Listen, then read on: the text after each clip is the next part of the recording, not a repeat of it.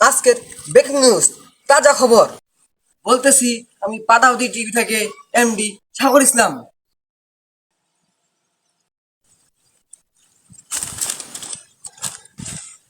শিরোনামটি হচ্ছে, একটি ছাগল ও কুকুর।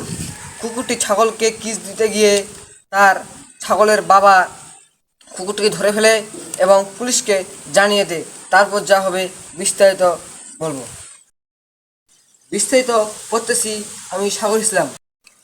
বিস্তারিত, ছাগল তার বাবা এসে পুলিশকে ফোন দেয় এবং পুলিশ এসে অ্যারেস্ট করে এবং কুকুরটিকে 6 মাস 6 বছর 6 লাখ দিন রিমান্ড নেওয়ার ঘোষণা করে এবং লোকোর্ট থেকে এই আদেশটি আসে।